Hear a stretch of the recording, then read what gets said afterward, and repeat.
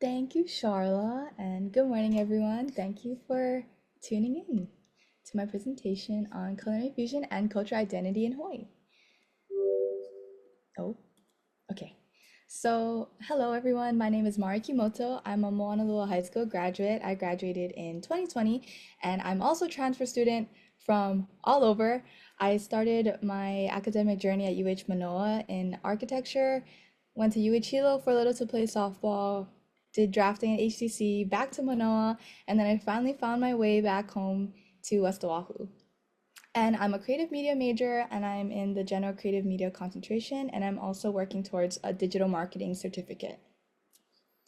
Here are some plans for today. I'll be going over my plans for my senior capstone project, my thesis statement, objective and rationale for the research conducted, and address the significance of my proposed project with my research.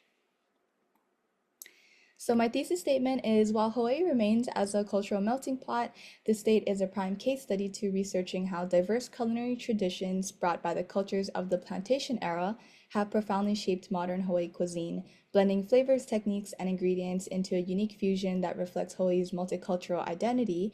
Understanding this evolution is essential to preserving both the historical and cultural heritage of Hawaii. And so my objective is to explore how the culinary traditions of Hawaii's plantation era reflect the cultural blending of immigrant communities, and to document how these food practices have contributed to the preservation and evolution of Hawaii's unique cultural identity. And for my rationale, I think food is a powerful tool for preserving culture, especially in Hawaii, where plantation era communities brought diverse culinary traditions that shaped a unique local identity. So this research explores how these foodways have endured, evolved, and continue to connect generations, highlighting the importance of preserving cultural memory through everyday practices like cooking and sharing meals. So for my senior capstone, I've chosen to take the project route and create a story cookbook. While I'm still working on the perfect name, the concept is to document the evolution of different dishes over time, highlighting how recipes have changed, adapted, or held meaning across generations. So each entry will include a recipe, but also share stories connected to that dish, whether it was how it was introduced to Hawaii, how it shifted due to economic conditions or ingredient availability, or how families have even made it their own. And through the research I've done this semester, I've found meaningful examples of dishes that reflect broader social and economic changes. And these stories are a powerful way to understanding history through food. And by weaving together recipes and storytelling, my goal is to create a cookbook that's more than a collection of meals, but it's a cultural archive and a tribute to the people and histories that shaped Hawaii's unique food identity. And this project holds personal significance as it reflects my deep appreciation for culture and its roots growing up. Growing up, I've always valued the importance of knowing where we come from and understanding not just the traditions themselves, but the histories behind them. And as a member of Gen Z, I recognize the responsibility and opportunity we have to carry cultural knowledge forward in a time of rapid change. And on the right is my 97-year-old grandma. She's definitely a part of what inspired me to do this. She was born in Japan, raised in Okinawa, and moved here after World War II. And although I'm not focusing on World War II, she definitely has a lot of lived experience to share. And as the youngest and only Gen Z granddaughter of six, and the only one who still lives with her, I think to myself, like, if I don't preserve her experiences, her culture and history, then, who will? And so this project also extends beyond my own personal reflection, and it speaks to a global need of preservation, as preservation safeguards the roots of identity, memory, and meaning, whether that's through culture, language, stories, and food. So preservation ensures that knowledge, values, and traditions aren't lost over time. And um, especially living in a melting pot of cultures, the most ethnically diverse state, we have a lot of culture to preserve here. So that leads to my data. And in the United States, the United States led the world in overall book publishing in 2022, according to the Visual Capitalist.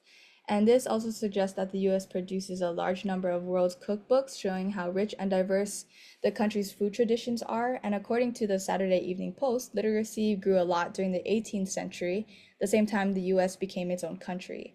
In 1796, Amelia Simmons published the first American cookbook, starting a long tradition of sharing recipes through books.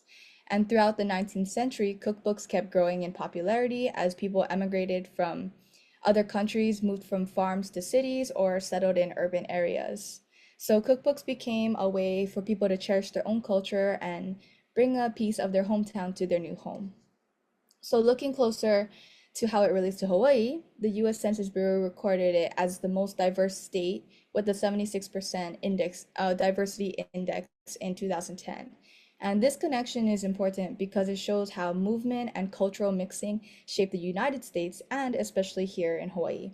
And just like cookbooks rose as a way to hold on to traditions, the plantation era in Hawaii brought together immigrant groups who shared their food and cultures with each other. And so this is the justification as to why I feel a cookbook might be the most effective deliverable, as it is a way of preservation that helps share our history, keep our culture alive, and connect generations through food, and food acting as a bridge or common ground for people to gather. So in Hawaii, multi-generational families play a vital role in preserving cultural traditions, especially through food. So therefore, I wanted my target audience to be multi-generational families. And these families often share recipes, cooking techniques, and stories across generations, keeping their heritage alive. My project is designed to honor and support these connections by providing a resource that celebrates family recipes, encourages cross-generational conversations, and strengthens cultural pride. And by focusing on multi-generational families, I aim to help preserve the deep emotional ties and histories that food represents within these families. And so for my proposed solution, what is the intellectual significance to members of your discipline and or community, and how does this solve the problem? So this project holds intellectual significance for both cultural and creative media disciplines as it documents and reinterprets traditional foodways through storytelling, design, and historical research. By exploring the culinary legacy of Hawaii's plantation era, a time shaped by migration, labor, and fusion of the seven major immigrant groups, this project contributes to cultural preservation in a meaningful and accessible format and how their cultures have shaped our unique food palette today. Um, the problem it addresses is the gradual loss of traditional food knowledge due to generational shifts and modernization, and many stories tied to everyday dishes are undocumented, fading with time as elders pass and food habit changing. So this project responds by creating a tangible, shareable cookbook that captures not only recipes, but also histories and lived experiences behind them. And in doing so, it both preserves and reintroduces this knowledge in a way that's relevant to modern audiences, bridging the past and the present through storytelling, education, and design. So for my preparation and process, in my pre-production, I'll be focusing on research and planning, diving into the plantation era history of Hawaii, understanding the social economic impacts on adaptation and common foods on the field, and also create a mood board for final visuals. And this pre-production phase is already happening and kind of coming to an end already now. In my production phase, I'll be collecting recipes from cookbooks based on planned content, start designing layouts and illustrations that visually honor the cultural roots of each dish, and also start and complete an InDesign file and laying out the pages. And during this production phase, I hope to get this done hopefully over the summer. And lastly, my post-production.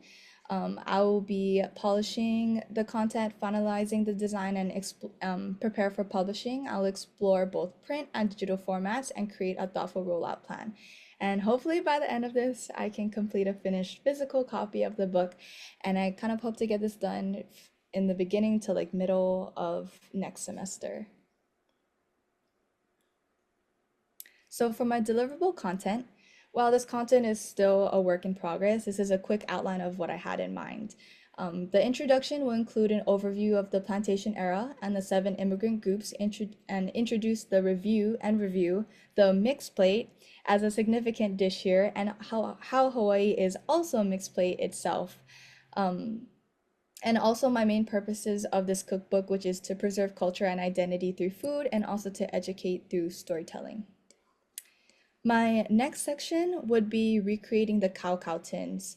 So this section of the book would be a compilation of recipes based on what each immigrant's cow tin looked like during the plantation era, according to the Hawaii's plantation village in Waipahu. The recipes that are chosen within this section would be based on the oldest date and ingredients which seem to be readily available during that time. The next section would focus on adaptive cuisine. And this is a tricky section to name because it focuses on dishes based on culinary fusion, ingredient availability and adaptability, socioeconomic status, and culinary extenders. So, based on my research, many staples that we know and love today actually fall under this category. For example, Simon, Manapua, Mijan, Patella stew are all dishes that fall under culinary fusion as the dish combines two or more cultural culinary traditions. Portuguese bean soup made with cabbage falls under the category of ingredient availability and adaptability because, fun fact, it was actually made with kale before. Thank you, Dr. Kealani. Um, and yeah, so that would fall under the ingredient availability and adaptability. And other foods such as fried rice, loco moco, kalua pig cabbage would fall under the category of socioeconomic status and culinary extenders, as they are meals that emphasize the ideas of no waste and culinary extenders, which basically stretch your meal, and meals that were cheap, quick, and easy. And lastly, as is proposal still conceptual, my last section of the book would be focused on the evolution of culinary fusion. And if the opportunity is available, I would love to interview the three chefs I featured in my research paper, which is Chef Kale Afong, Chef Kealoha Domingo, and Chef Brian Hirata. They are all local chefs who practice these cultural traditions to actively keep them alive. And last, in terms of my design concepts for my story cookbook, this mood board represents the visual direction and tone of my final product. I drew inspiration from vintage cookbooks and homestyle illustrations that feel both nostalgic and personal. And the layout inspiration focuses on playful but functional designs. And I'll be using sketch elements, hand-drawn illustrations I'll create based on the pictures I've taken from the Hawaii plantation villages in Waipahu, and also scanned images of the handwritten recipes I find and decide to include in a cookbook.